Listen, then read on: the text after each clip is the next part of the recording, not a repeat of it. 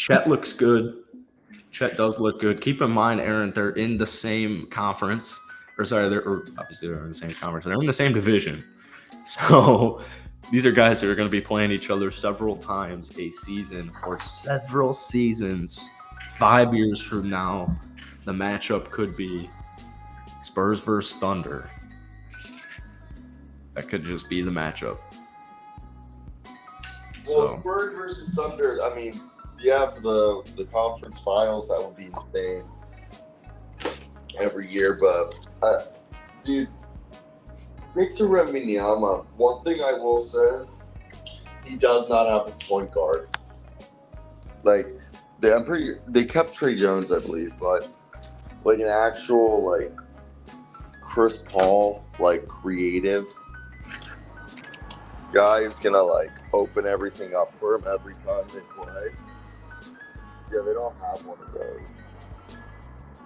Which is like Trey Jones is awesome stuff, and he can create for him, but he's not going to be able to like take the pressure off of the offense. Like, you have Keldon Johnson and Devin Vassell, who are great, but they're more solo. Oh.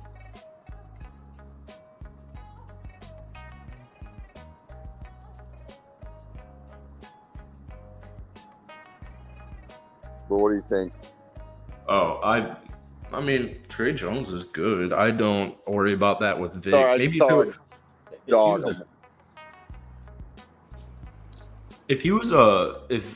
if Vic was a guard or a wing, maybe.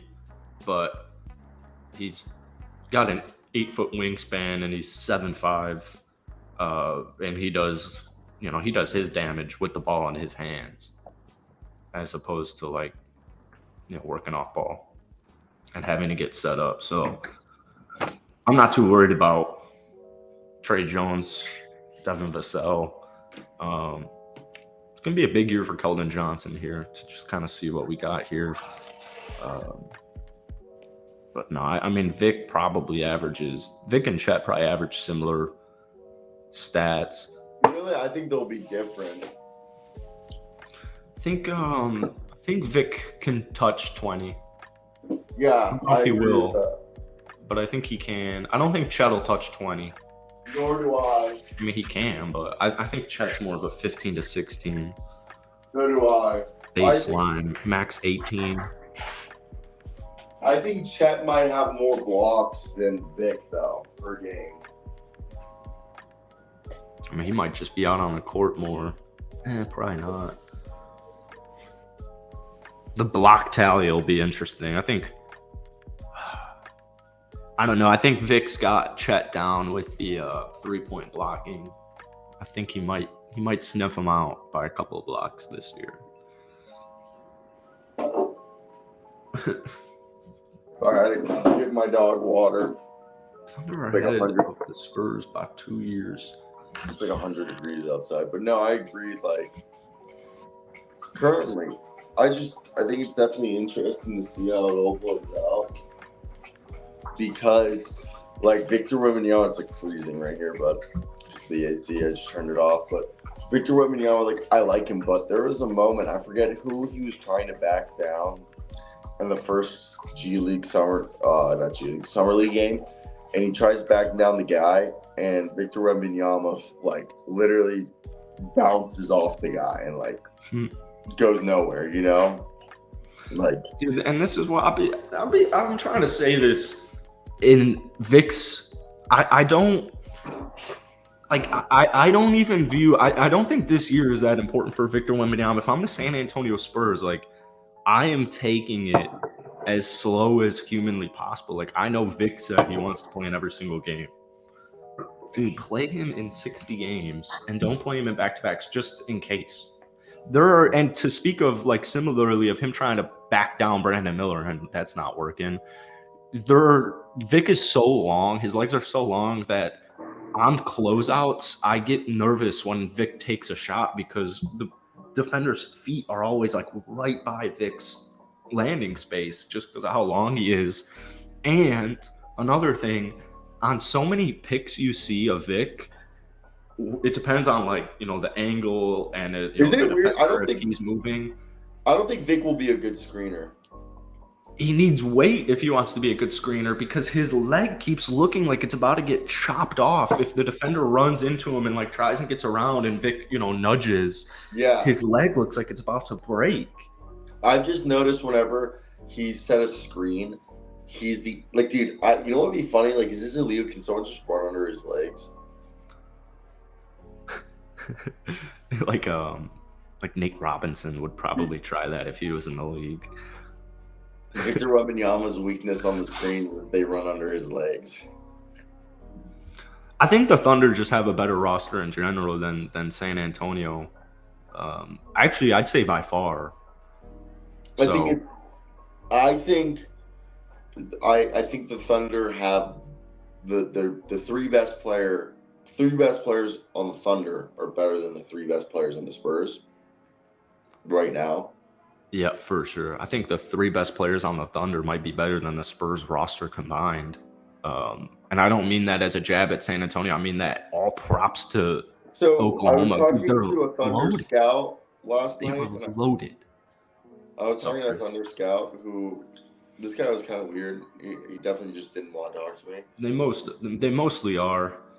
No. Most scouts are really cool, but this guy was he was cool, but either way, I was asking about Poku and he wasn't really sharing, but he basically told me they draft positionless, like they don't have a center, they don't have positions really, they just draft guys who fit their style.